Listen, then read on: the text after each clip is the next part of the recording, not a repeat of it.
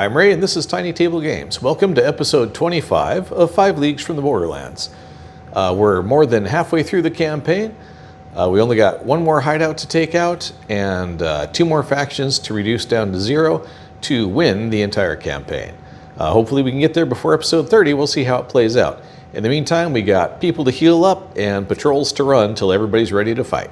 Let's get to it. As you may recall, the group is running small patrols out here at the Fort Crane, and have been having some luck with it, but not a tremendous amount of luck. But anyway, it's about the easiest thing you can do to still actually gain some experience points or some story points, and allow time for the people who are still wounded from that terrible, terrible fight down there at the Iceheart Court's hideaway from carrying on. So that said, let's get to the start of the day. Okay, so the start of the day roll, 38 in town, of course, is Wandering Healer. Select an injured character and mark 1 turn off the recovery time. If this heals them completely, they can act normally. Oh, well, that's real handy. I will pick George to heal up that. Well, should I pick George to heal up that much faster? Actually, I should not. I should pick somebody who's down by 2 still, which is Emo Eric. As you remember, he was badly hurt. Okay, because there's a good chance we're going to want to do some activities besides free upkeep. We'll just pay for the upkeep. We still have 9 gold pieces left, so with 6 people, we owe 2 gold pieces for this round. So for 2 campaign activities today, one of them is going to be visiting the healer, which allows us for 1 gold piece to heal up another person. Oop, there it is. By 1 turn. So in this case, we're going to heal up Claws 1 extra point. And because everybody was rested and fed, he heals up his other point, making him no longer on the injured list. Wolf isn't injured anymore. Emo Eric will heal up his last one, thanks to the Wandering Healer, as does George St. Clair. So finally, after multiple rounds, everybody's finally healed back up. So that feels pretty nice. The other thing they're going to do, I think, is attempt to scout. They're going to scout down to the Iceheart Court's hideout. So scouting is a 9+ scouting test, unless you have the skill, which makes it a 7 in this case. So on 2d6, no problem.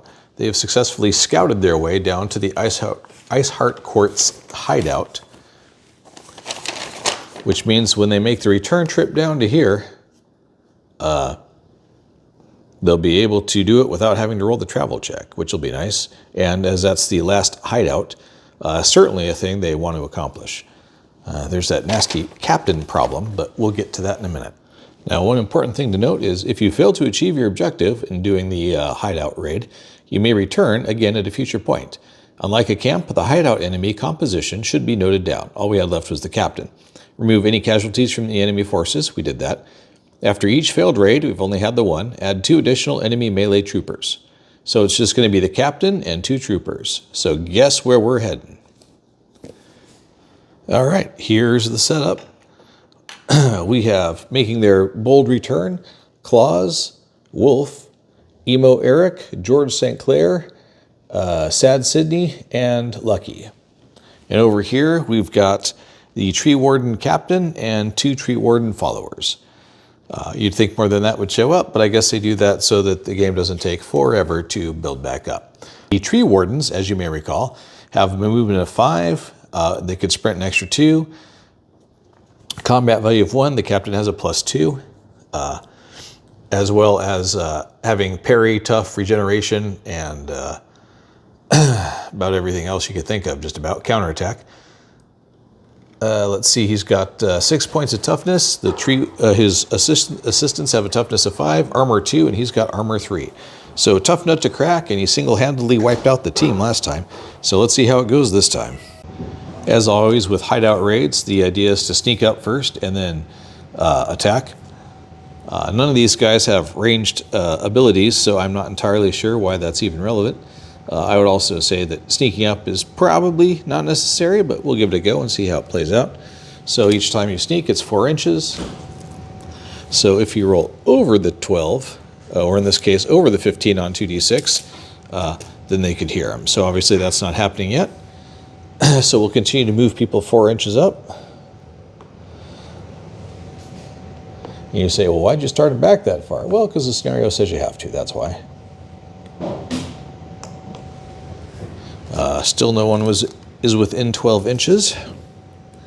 So we will fast forward this up to where it matters. Another 4 inches.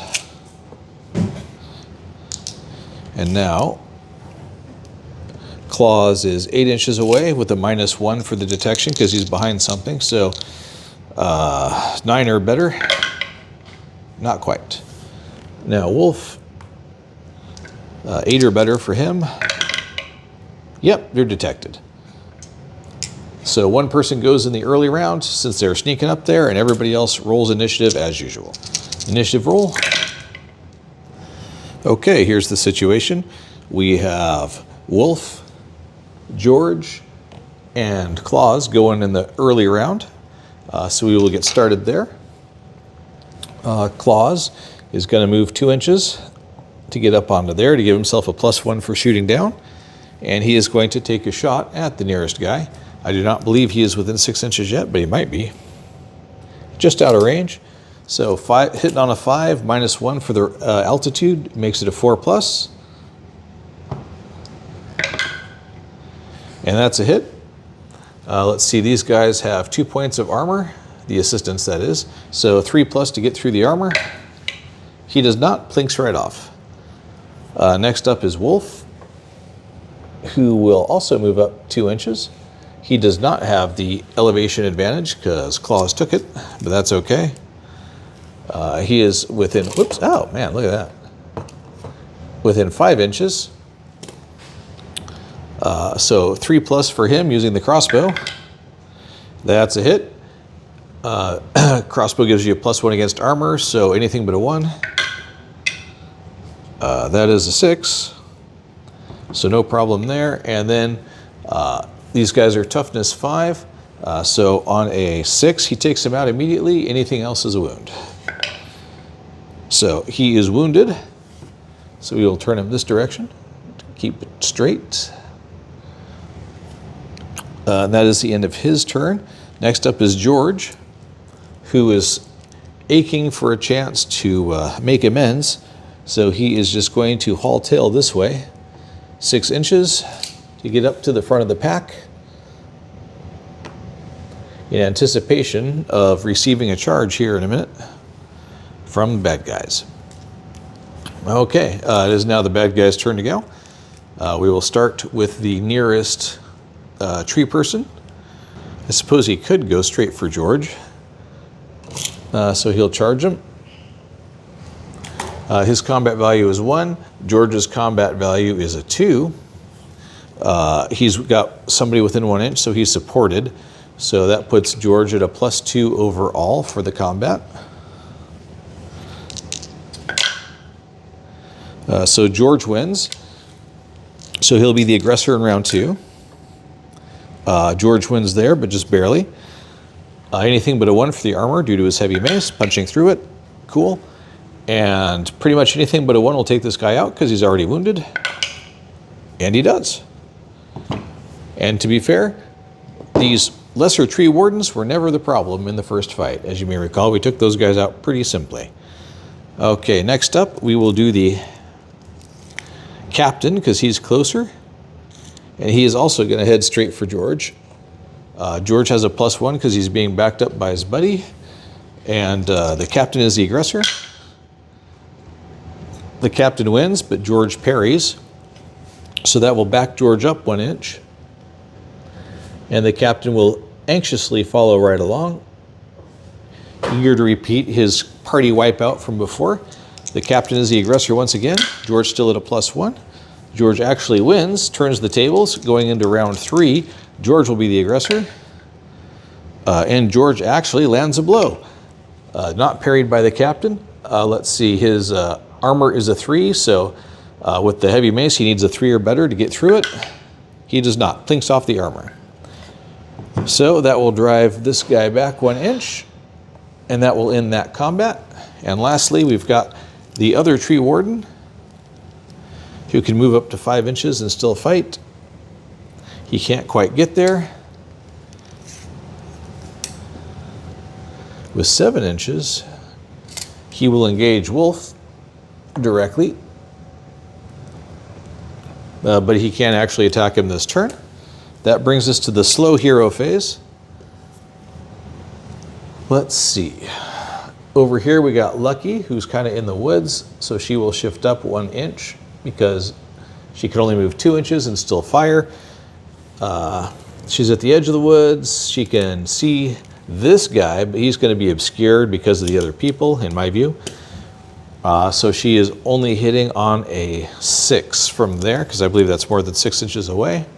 Yep. So on a 6, she hits. Nope. But I think that's fair. Next up is Sydney. She will move up 2 inches because she is not in rough terrain, and use her bow to make the exact same shot. Is she within 6 inches? She is. So she will be hitting on a 4 rather than a 6. But she misses. But she also doesn't run out of ammo, so I'm glad to see that during their week off to heal, they were able to remember to pack some extra arrows with them. Finally, we have Emo Eric, who basically got whatever the forest equivalent of curb stomped is. Fairy stomped, maybe? I don't know. Ent stomped, maybe? Yeah. Anyway, all right, so he can, what should he do? He also has a longbow because everybody got one after the last debacle. He is going to simply sprint up there and probably support Wolf, I think. So 7 inches is his total movement.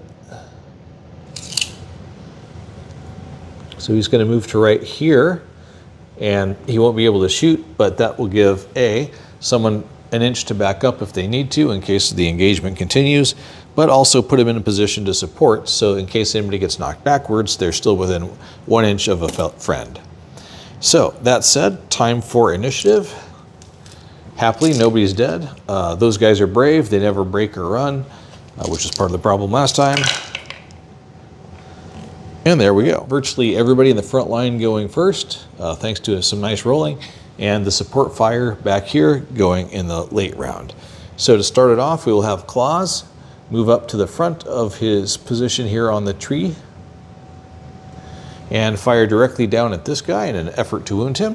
Obviously hitting on anything but a 1 because it's a 3 plus 1 for his elevation.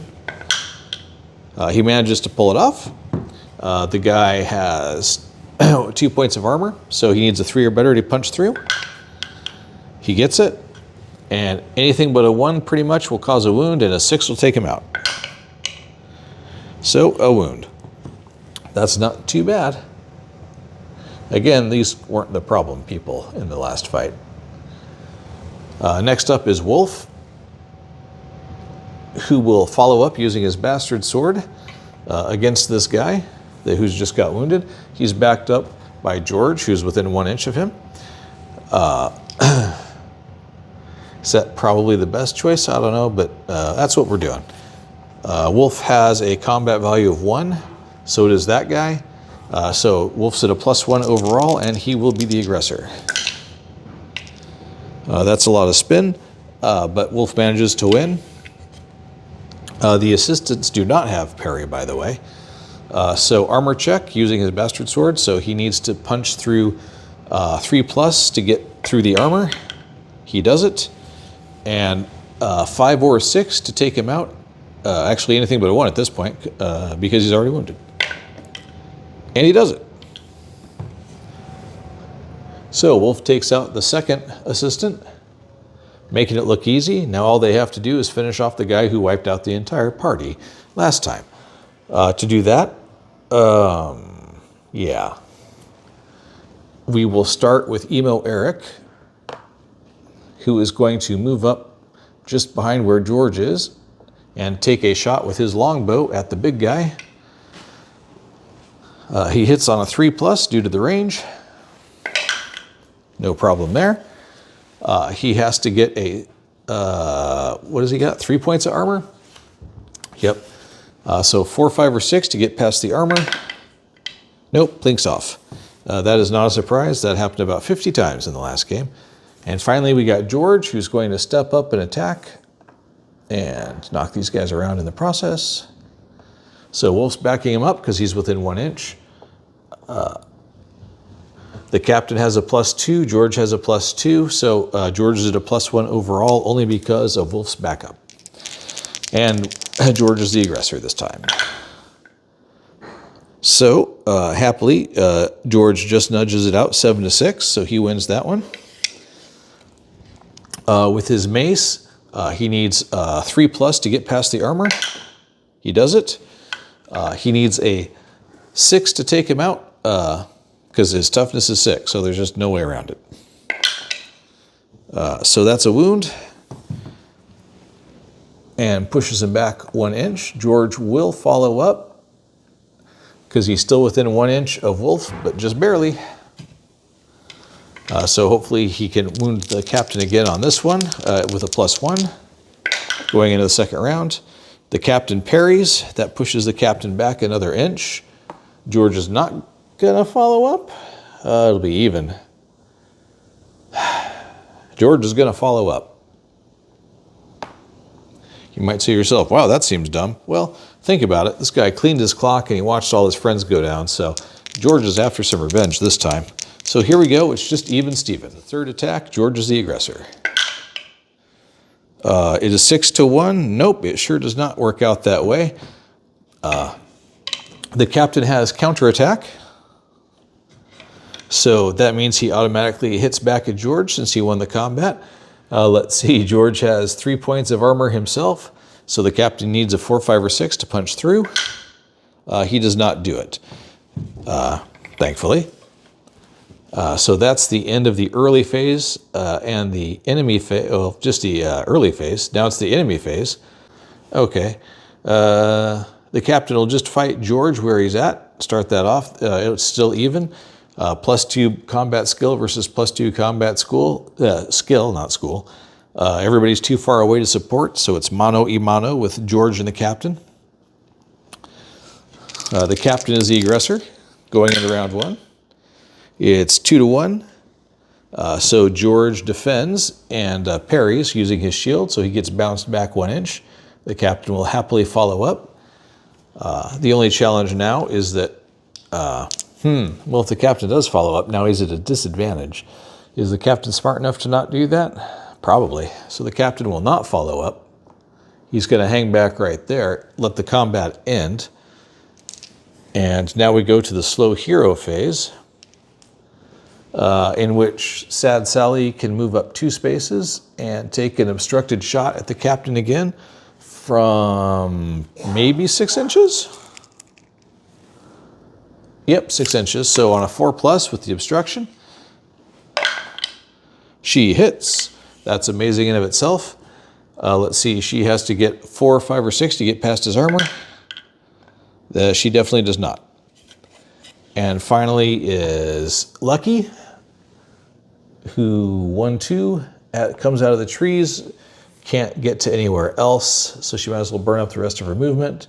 3, 4, 5, and run up into that tree to get a height advantage shooting down at the captain. That will end the round. The captain heals. And it is time for initiative. Okay, so zooming in, the only person who's going early is Claus. He's going to take the anything but a 1 shot down at the captain there, because he's within range. That's a 3, so he actually hits. 4, 5, or 6 to get past the armor. Does it. 6 to take him out. Anything else is a wound. Hey, how about that? After all that build-up and George getting all ready for the big fight, click. Just like Boromir, 1 arrow to the chest. Granted, it took more than 1, but still, pretty much does the job. And with that, the Iceheart Court's hideout is finally eliminated. Okay, because we won the fight and wiped it out, we get +2 adventure points because it took us twice to get over there. So on to the resolution stage as they stand around out there in the field. Let's see, victorious enemy encounter or raid. Yep, so D6 adventure points gained. They pick up 3 more adventure points. They defeated a captain, so that gives them another adventure point. So that's 4 adventure points total. That brings us up to 7 adventure points, 1 story point, and 7 gold. So 717. Kind of funny. Over in the experience section, everybody survived. Everybody was on the field, so everybody gets 2 experience, and Claus gets a 3rd for being the one who delivered the killing blow to the enemy leader. That, of course, is not enough to advance anyone, but we do need to make our follower inspiration roll. So we'll start with Emo Eric. Was he feeling really excited and insightful? No, he was not. With an 11, he barely even knew he was in the fight. And Sad Sydney, 70. She gains a skill if she didn't have one, but she... Oh, no, she doesn't have a skill yet, so we'll give her a skill. Let's see, what seems appropriate for her? Perhaps battle-wise. That sounds impressive. We'll give her that. Okay, we get to roll once on the loot table and once on the unusual finds table because we managed to hold the field. So for our regular loot roll first, 91, which is an enchanted item. Well, how about that? That's only the 2nd time that's happened this entire game. So we go to the second table of enchanted items. 96, which is a unique item. That's the first time that's happened. That is a 36, and a 36 is the Seeds of Spring. Well, that sounds hopeful and promising, doesn't it? Seeds of Spring. Used at the beginning of a campaign turn. You obtain the following benefits. When rolling for a camp event only, you may choose to treat an event as nothing happens as rolling. Well, that's nice. All characters recover from injuries and may reduce their recovery time by 1 turn, and there's no upkeep to be paid. Well, that's basically just a nice day. Oh, well, I mean, heck, who couldn't use that once in a while, right? Okay, well, it wasn't Excalibur or anything, but, you know, a nice day with some seeds, that's never terrible. Now for the unusual finds roll. 60 is... there. 1 personal item. Huh. Okay. Personal item. This was obviously valuable to someone, but ended up in this decrepit place. Each time you arrive at the settlement, roll a d6. On a 5 or a 6, you find the owner, gain a friend, and a story point. Well, that's pretty neat. Okay, at this point, we're also going to use a milestone adventure to attempt to reduce the threat even more. Obviously, it's going to be against the Iceheart Court this time. They are currently at a level of 4. We need to get them down to 0 like we did for the hideout, the Ruin Within. We have 7 points. We will try burning 3 of them, I guess. Maybe 4 of them. Okay, 4 of them. 1 to 4, and the Iceheart Court goes down 1 level. It works. That leaves us with 3 action points left, and the Iceheart Court is down 1. And because we have 3 left, and I'm feeling pretty confident, we're going to burn the last 3 on a 1, 2, or 3. They go down again. No, well, that shows what I get for being confident. So we burned 3 adventure points for nothing, but at least the Iceheart Court's down to a 3, the Faceless Kingdom's down to a 4, and nobody has any camps left. That just leaves news at the end of the day while the team's camping out, feeling good about themselves. Either 2 or 6, it doesn't matter. Nothing of note is happening. So that's awesome, and a peaceful end to the day. So at the start of the new day in camp, 86. And 86 is, this life is wearing on you. A random injured character does not recover naturally. If nobody is injured, this has no effect. But the oldest character gripes all day. That's pretty funny, actually. Okay, so for campaign activities, we are going to have them forage, so I don't have to pay anybody. And they are going to scout their way back to town. In this case, I think...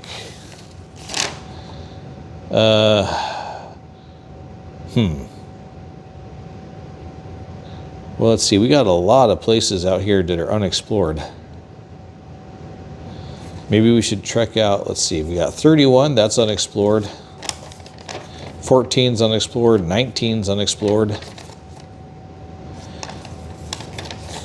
Man. All right. Well, we'll just wander south and check out 31 since we're already there. But we'll scout our way there to avoid having to make the roll. So 6 plus. Nope, don't do it. So we'll have to make our way there with the normal travel roll. So let's see what sort of travel adventure we have now. A 20, and a 20 is absolutely nothing happens. So I'm fine with that. We make our way all the way down to 30. There's 31, excuse me. So big hop right to there. And now we see what the unexplored location has to offer. Always best to be careful when doing unexplored locations because it can just throw you immediately into a battle, but let's see how it goes. Everybody's healed up, so I'm not too worried about it. That's 40 something, that was cocked. 46. And 46 is add a hamlet to your map. Huh, I'll be darned. So way down here at 31 is Southtown because, you know, it's south. So, turns out they made it to town. And now they roll, now that they're in Southtown, to see if on a 5 or 6, they found the person who lost their stuff in that battle. Yep, they sure did. So they returned the family heirloom to Southpaw Sal, let's say, and add him to the friend list.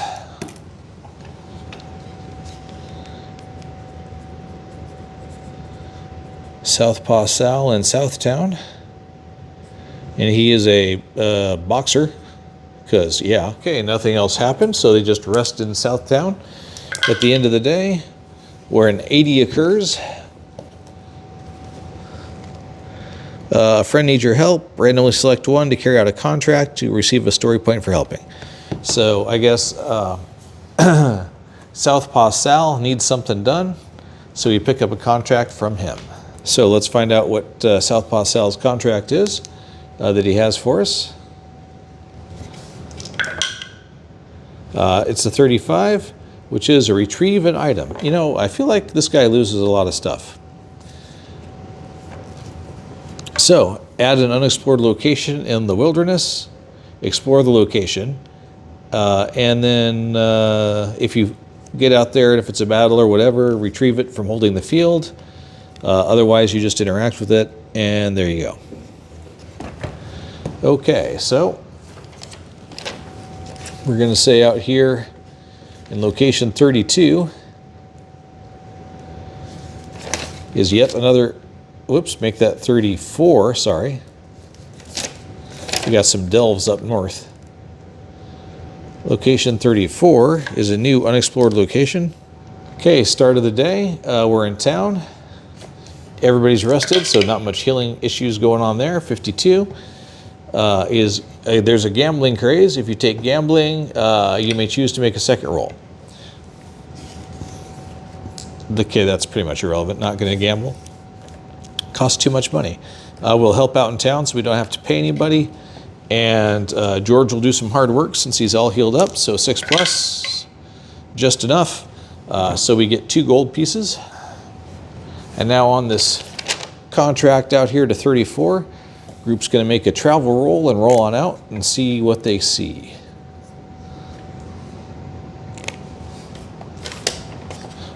It's probably bad luck to mark that on the map before the travel roll is complete because things can happen. But here we go.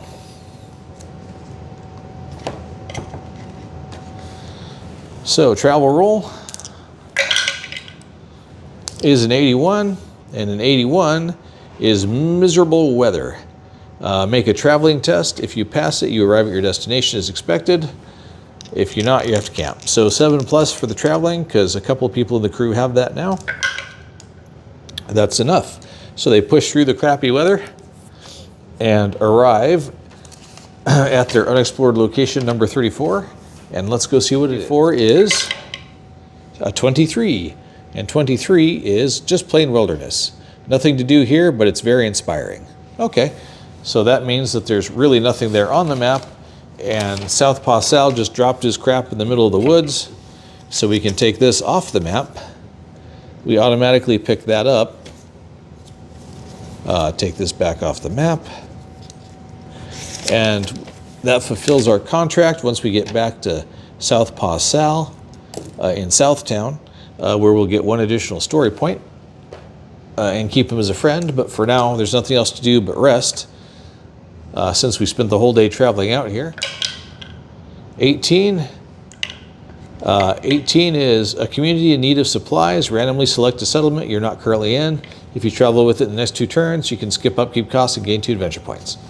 All right, so it is number 4. And number 4 is Applewood. Applewood needs supplies. But that ends the day. So there you have it, a lot of tromping around, one quicker than expected fight to clean up the Iceheart Court's hideout. And the group is on a roll again, as much as I risk saying that. So there's no more hideouts to take out. It's not worth doing delves because you get lots of experience points, but not adventure points. And what we need now is adventure points, which is you get them by doing contracts and patrols and whatnot, which are definitely lower level fights. So once we wrap up that stuff, that's going to be about it. The big challenges from this campaign are just about done. So I'm seriously considering declaring victory at this point. The hideout was the last big fight. And from now on, it's kind of like after you complete the main quest in, well, let's say Baldur's Gate, and then you're just kind of wandering around the terrain, cleaning up whatever you find, or like in Witcher 3, for example. So on that note, with 25 episodes, I think we're going to declare the 5 Leagues from the Borderland campaign complete. Thank you very much for watching. Do not despair. We have many more campaigns to come of other things. Mech Warrior, or Battletech, excuse me, coming up, as well as My City, which is a board game that's kind of got a campaign tone to it, as well as, let's see, some Warhammer Quest, some Blood Bowl, some all sorts of things. There's a lot coming up. I'm a campaign junkie, as it were. So thank you very much for watching. I'm Ray, this is Tiny Table Games, and I hope you have a fantastic day. See you next time.